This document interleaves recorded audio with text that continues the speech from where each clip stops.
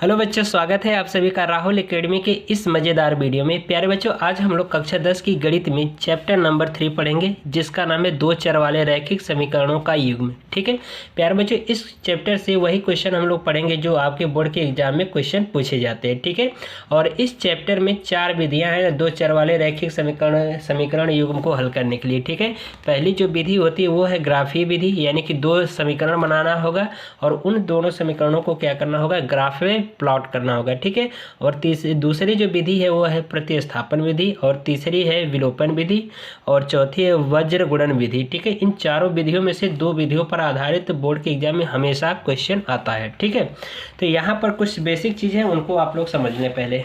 ठीक है, तो पहले दो चर वाले रैखिक समीकरण क्या होते हैं। ठीक है, तो दो चर वाले रैखिक समीकरण, ठीक है,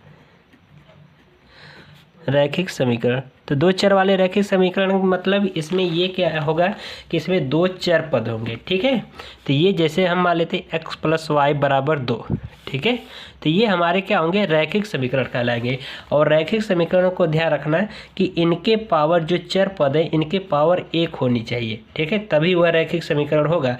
अगर 2 रहेगी तो फिर वह रैखिक समीकरण नहीं होगा, यानी कि इसकी घात क्या होनी चाहिए, 1 होनी चाहिए दोनों चर पदों की। ठीक है, अब इसके बाद है दो चर वाले जो रैखिक समीकरण है, इसका जो व्यापक सूत्र होता है, व्यापक सूत्र, ठीक है, सूत्र, तो वो होता है आपका ax + by + c = 0।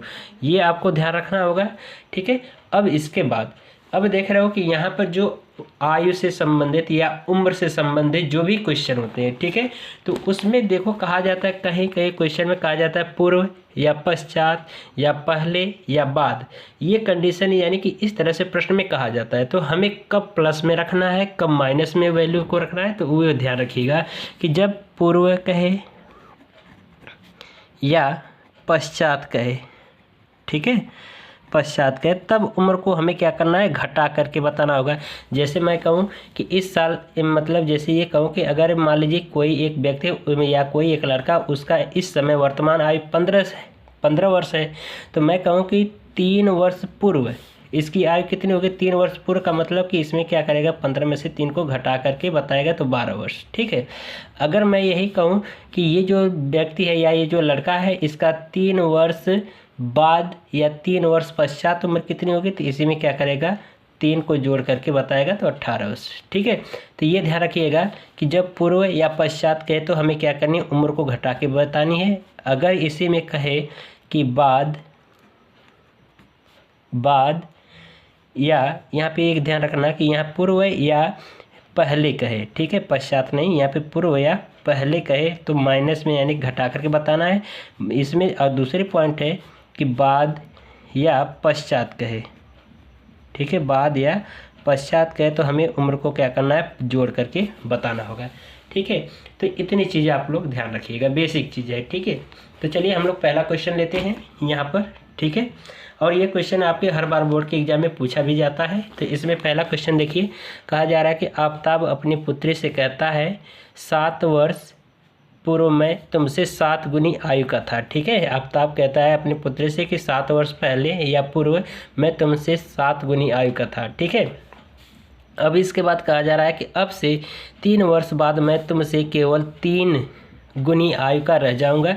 तो इस स्थिति में बीजगणितीय ग्राफीय रूपों में व्यक्त कीजिए। ठीक है, तो यानी कि इसको जो हमें इस सवाल में कहा जा रहा है ग्राफीय विधि में, ठीक है, इसको ग्राफीय विधि से इसको हल करना है, यानी ग्राफ पे प्लॉट करना है। ठीक है, तो इसमें हम लोग ये ग्राफीय विधि पर आधारित सवाल को पहले पढ़ेंगे। ठीक है, तो ये चीज़ है। तो इसमें देखिए पहले हम लोग मान लेते हैं, ना तो हमें आफताब की उम्र का पता है ना ही उसकी पुत्री का, तो हम लोग मान लेंगे यहाँ पर सॉल्व जब करेंगे तो लिखेंगे माना आफताब की उम्र, ठीक है, कितना है, x वर्ष। ठीक है, उसकी पुत्री की उम्र, ठीक है, वर्तमान उम्र है इनकी, ठीक है, उसकी पुत्री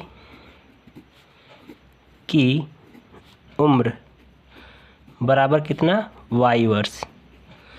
ठीक है, अब इसके बाद देखिए प्रश्न में कहा जा रहा है कि 7 वर्ष पूर्व मैं तुमसे 7 गुनी आयु का था। ठीक है, यानी कि जो आफताब कह रहा है कि 7 वर्ष पहले मैं तुमसे कितनी 7 गुनी आयु का था। तो पहले हम क्या करें, 7 वर्ष पूर्व के लिए निकालने, तो यहाँ पर लिखेंगे 7 वर्ष पूर्व।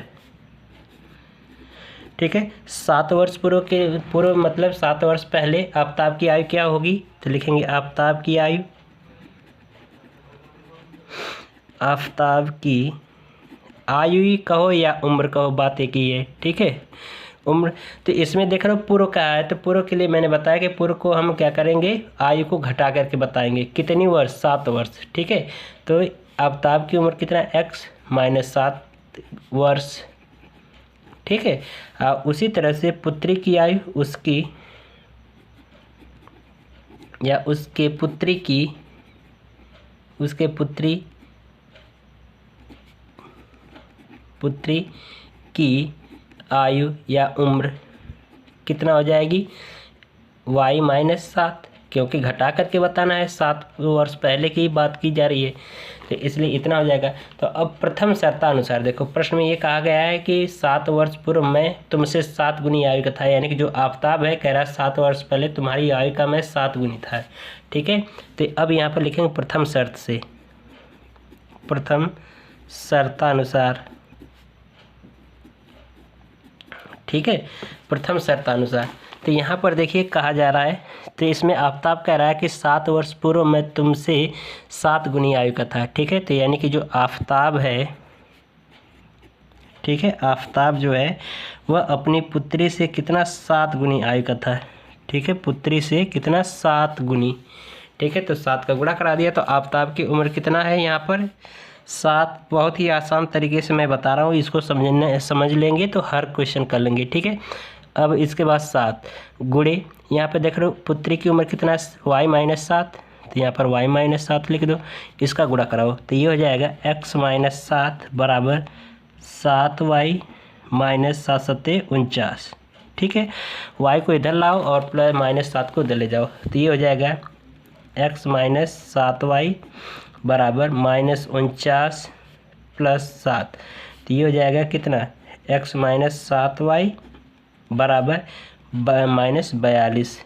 ठीक है, इसको समीकरण नंबर 1 मान लो।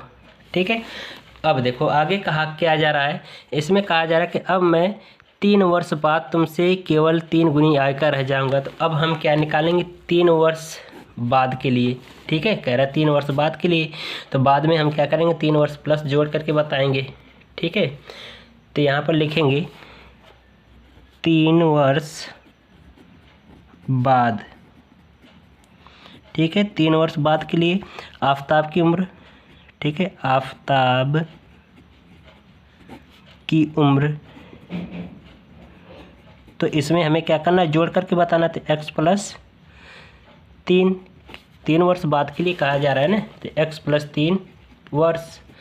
अब इसके बाद देखो आगे, यहाँ पर पुत्री की आयु कितनी हो जाएगी, तो पुत्री की आयु कहो या उम्र बात कहिए। ठीक है, तो ये हो जाएगा उम्र बराबर कितना हो जाएगा, y + 3 वर्ष। ठीक है, तो अब इसमें कहा जा रहा है कि द्वितीय शर्तानुसार। ठीक है, प्रश्न के द्वितीय शर्तानुसार,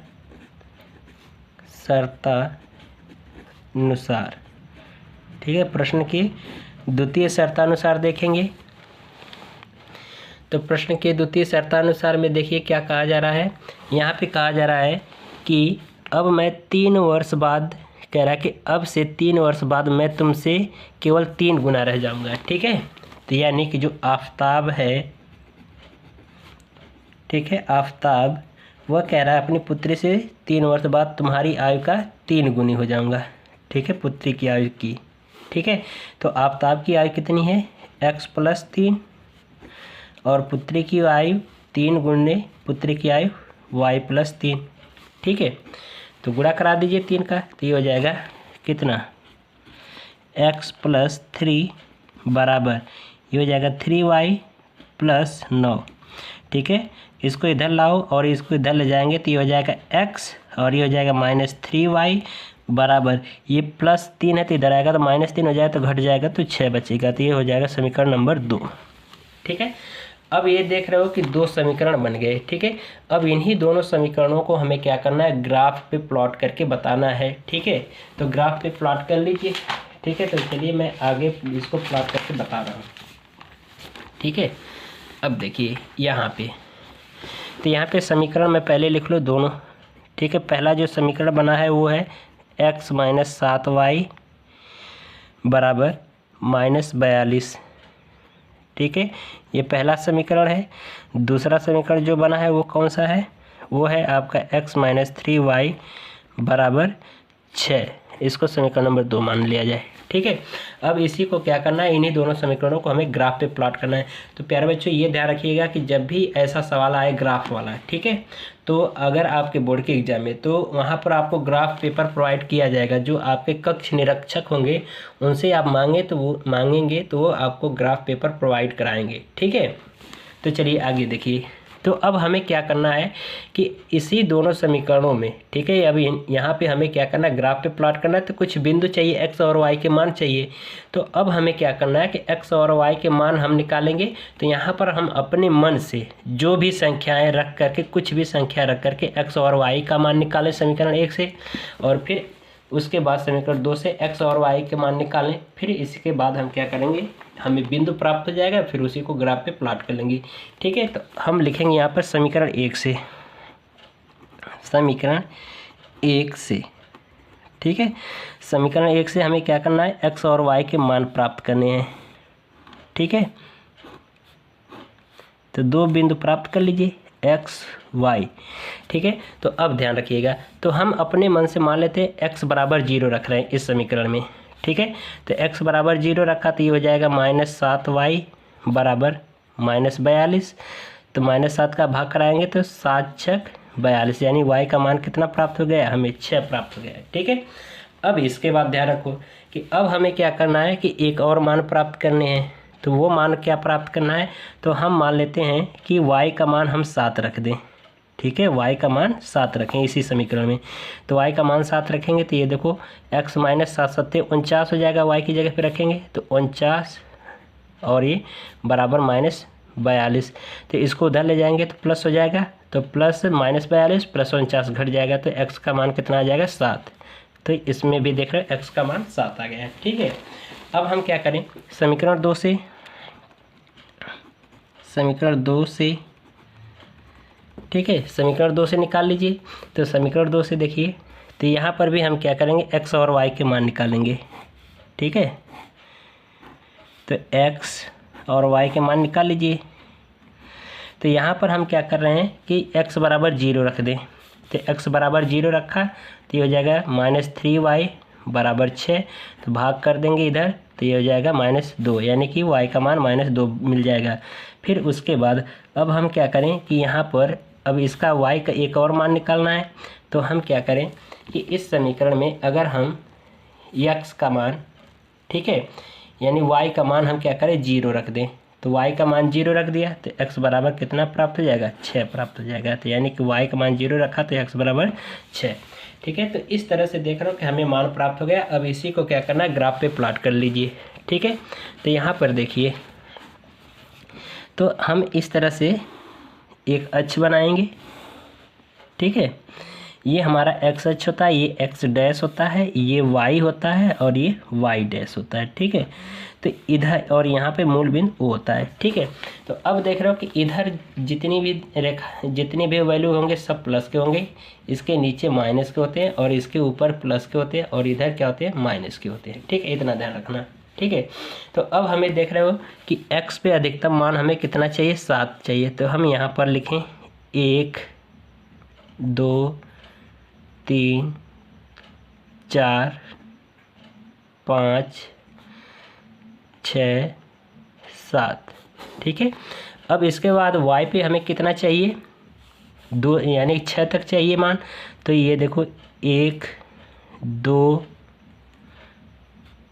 3 4 5, ठीक है, यहाँ तक मान ले रहे हैं। y का मान कितना है, 5 1 6। ठीक है, ये y मान लेते हैं, ठीक है। इसके बाद इधर आओ तो इधर देख रहे हो कि ये -1 -2 -3 -4 अब -5 और -6 और ये -7, ठीक है। ये हो गया।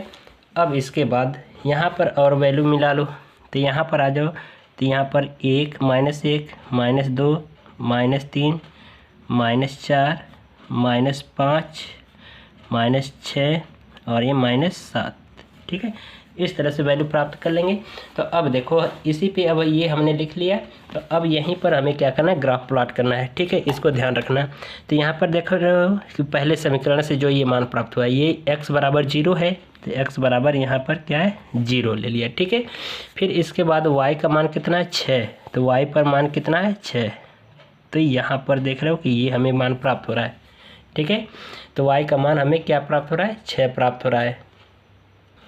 तो यहाँ पे देख रहे हो कि यहाँ पे जो बिंदु प्राप्त हो रहा है वह 0,6 प्राप्त हो रहा है, ठीक है, यहाँ पे। फिर इसके बाद यहाँ पे कह रहा है 7 और 7, यानी कि x पर भी 7, ठीक है, x पर 7, ठीक है। यहाँ पर देखो x पर 7 और y पर भी यहाँ पे मान लो 7 है, ठीक है। तो यहाँ पर इसको क्या करो, डॉटेड करके मिला लो, ठीक है। और यहाँ पर चले आओ 7 वाले पे, ठीक है।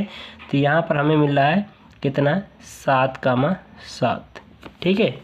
तो अब इसी को हमें क्या करना है, ग्राफ पे प्लॉट कर देना है। अब इसको बना लो। तो यहाँ पे देख रहे हो कि x का मान 0 है और y का मान कितना है -2, तो यानी कि यहाँ पर क्या है, यहाँ पे हमें प्राप्त हो रहा है 0,-2 इस वाले बिंदु पर, और इस पे कह रहा है कि x का मान 6 है, तो x का मान 6 और y का मान 0, ठीक है। तो यानी कि यहीं पर हमें क्या प्राप्त हो रहा है 6,0 प्राप्त हो रहा है।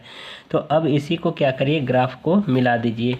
तो यहाँ से आप इसको क्या करिए, ऐसे खींचिए, इसको ऐसे मिलाइए और ये वाला जो मान प्राप्त हुआ है इसको यहाँ पे मिला दीजिए, ठीक है, ऐसे, ठीक है। तो यहाँ पे ये जो ग्राफ बना है, तो यहाँ पर ये पहले समीकरण से बना, तो इसको लिख दो x - 7y बराबर -42, और ये जो ग्राफ प्राप्त हुआ है ये किसके समीकरण से प्राप्त हुआ है, दूसरे वाले से। दूसरा समीकरण है x - 3y बराबर 6, ठीक है। तो ये देख रहे हो इस तरह से हमारा क्या हुआ, ग्राफ प्लॉट हो गया। तो प्यारे बच्चों ये देख रहे हो थोड़ा सा लाइन टेढ़ी मेढ़ी है, लेकिन आप स्केल से खींचिएगा, बिल्कुल सीधी सीधी खींचिएगा, ठीक है। तो इस तरह से हमारा पहला क्वेश्चन कंप्लीट होता है, ठीक है। तो इस तरह से आपको ग्राफ पे प्लॉट करना है, ठीक है। चलिए हम लोग अब अगला क्वेश्चन लेंगे, ठीक है। प्यारे बच्चों एक चीज़ ध्यान रखिएगा कि ये थोड़ा सा मिस्टेक हुआ है, ये यहाँ पर इससे मिलाना है, ठीक है, ये इससे मिलाना है। यहाँ पर ये वाला समीकरण लिखना है आपको x - 7y बराबर -42, ठीक है, क्योंकि ये पहले समीकरण से ये वाला हमें मान प्राप्त हुआ है ना, तो इसको इससे मिलाना है, और दूसरे वाले समीकरण से ये वाला मान प्राप्त हुआ है तो इसको इससे मिलाना है, ठीक है। ये हो जाएगा, ये वाला नहीं होगा, ठीक है। ये थोड़ा सा मिस्टेक हुआ है, इसको सही कर लेना है, ठीक है। तो इस तरह से हम क्या करेंगे, क्वेश्चन को सॉल्व करेंगे, ठीक है। चलिए अगला क्वेश्चन देखते हैं। दूसरा प्रश्न ये है, कहता है कि क्रिकेट टीम के एक कोच ने 3900 रुपये में 3 बल्ले तथा 6 गेंद खरीदी, ठीक है। कह रहा बाद में उसने 1 बल्ला और उसी प्रकार की 2 गेंद खरीदी। इस स्थिति में बीजगणितीय तथा ज्यामितीय रूपों में व्यक्त कीजिए, ठीक है। तो इस तरह से इसको कहा जा रहा है, ठीक है। तो इसको देखिए, तो यहाँ पर मानेंगे जब सॉल्व करेंगे तो लिखेंगे सॉल्यूशन में, तो यहाँ पर लिखेंगे माना बल्ले का मूल्य, माना एक बल्ले का मूल्य बराबर x रुपया, ठीक है, x, तथा एक गेंद का मूल्य बराबर y रुपया, ठीक है। अब देखिए प्रथम शर्त से,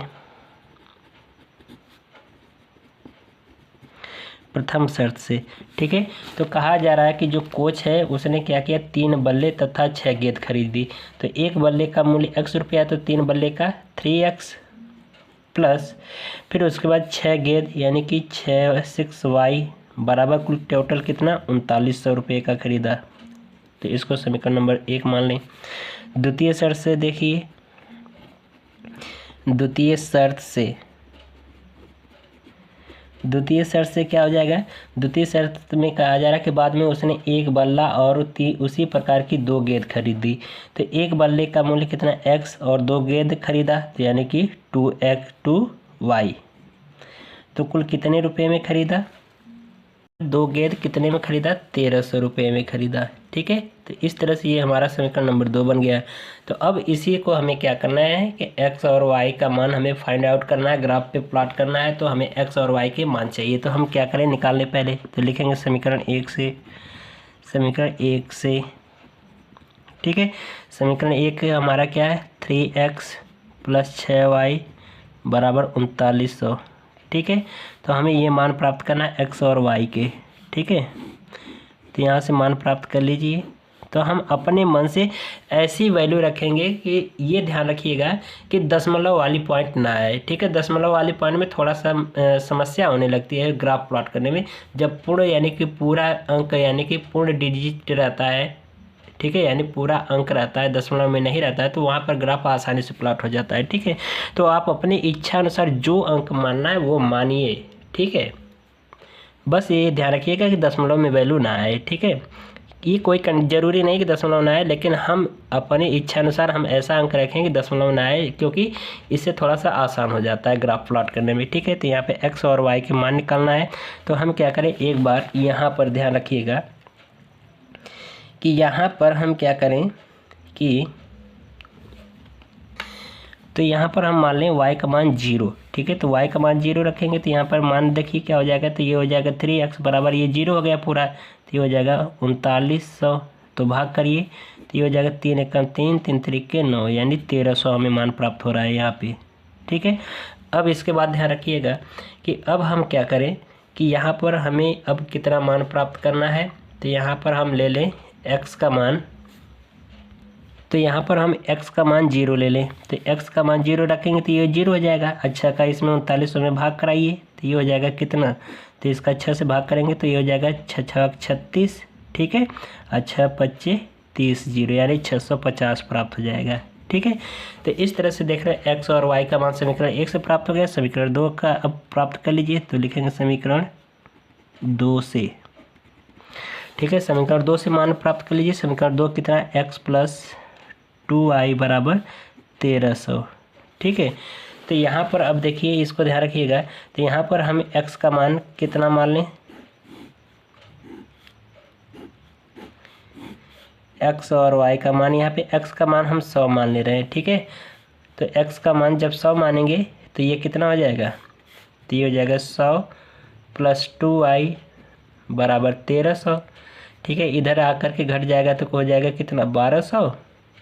ठीक है, और 2 का भाग कर देंगे तो ये 600 हो जाएगा। ठीक है, तो यहाँ पर कितना y का मान 600 प्राप्त हो गया है। अब इसके बाद ध्यान रखिएगा कि हम यहाँ पर अब यहाँ पर हम y का मान 0 मान लें तो ये 0 हो जाएगा और x का मान 1300 प्राप्त हो जाएगा। ठीक है, तो ये देख रहे हो कि दोनों समीकरणों से x और y का मान प्राप्त हो गया। तो इसी को ग्राफ पे प्लॉट कर लीजिए। ठीक है, दूसरे पेज पर देखिए,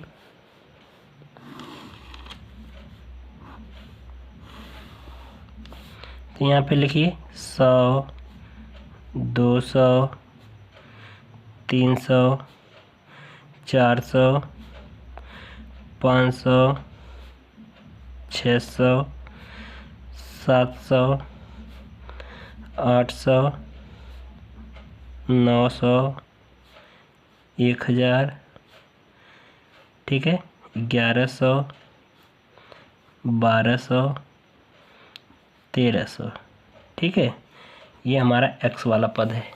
ठीक है, और ये इस पे y का हमें प्राप्त होगा, और ये y डैश और ये मूल बिंदु 0 0। ठीक है, तो यहाँ पर देखिए y पे हमें 650 तक चाहिए, तो इस पे भी 100 तक प्लॉट कर लीजिए। तो ये हो जाएगा 100 200 300 400 500 600 ये 700। ठीक है, तो इस तरह से हमें ये हमने बना लिया है। अब इसी पे जो ये हमें समीकरण जो प्राप्त हुआ है इसी के आधार पर हम ग्राफ बना लें। ठीक है, तो देखिए समीकरण 1 से देखो हमें x पे हमें 1300 लेना है। यहाँ से इससे पहले देखेंगे तो यहाँ पर x बराबर कितना है 1300। तो आइए x पे हमें वैल्यू 1300 यहाँ पे मिल रही है, फिर y पे 0 मिल रहा है, तो यानी कि यहाँ पर हो जाएगा 1300, 0। ठीक है, फिर इसके बाद यहाँ पर आइए x वाले पे 0 है और y वाले पे 650। ठीक है, तो यानी कि इसका मतलब यहाँ पर, तो यहाँ पर देख रहे हो कितना 0,650। ठीक है, तो इसको क्या करिए ऐसे मिला दीजिए। तो देख रहे हो 650 और 700 यानी 600 और 700 के बीच में 650 प्राप्त हो गया। तो आप क्या करिए इसको ऐसे मिला दीजिए। तो यहाँ पे जो समीकरण किससे प्राप्त हुआ है जो उसको लिख दो। तो ये हो जाएगा 3x + 6y बराबर 3900। अब दूसरा जो ग्राफ प्लॉट करना है वो देखिए। तो दूसरे वाले में यहाँ पर दूसरे जो समीकरण से मान प्राप्त हुआ है x पे 100, तो 100 यहाँ पर प्राप्त हुआ है और y पे 13 यानी कि y पे 600, तो y पे 600 यहाँ पे प्राप्त हुआ है। तो यहाँ पे ये देख रहे हो कि कितना है ये 100,600। ठीक है, दूसरा वैल्यू देखिए x पे 1300 यानी x पे यहीं पर 1300 और x पे 0 यानी कि फिर यहीं पर ये प्राप्त होगी। ठीक है, तो फिर आप इसी को क्या करिए ऐसे मिला दीजिए, यहीं से होकर के जाएगी। तो ये जो मान प्राप्त हुआ है ये x + 2y बराबर 1300 पे प्राप्त हुआ है। तो इस तरह से हमारा ये कंप्लीट होता है आंसर। ठीक है, तो प्यारे बच्चों देख रहे हो कि अगर वीडियो आपको पसंद आई तो वीडियो को लाइक करिएगा, चैनल को जरूर से जरूर सब्सक्राइब करिएगा ताकि अगली भी जो वीडियो अपलोड किया जाए उसका नोटिफिकेशन आपको सबसे पहले पहुंचे। ठीक है, मिलते हैं इसी तरह से अगले मज़ेदार वीडियो में, यानी कि इसी की जो अगली जो विधि है उस विधि के सवाल को हम लोग हल करेंगे। ठीक है, तब तक के लिए गुड बाय, थैंक यू।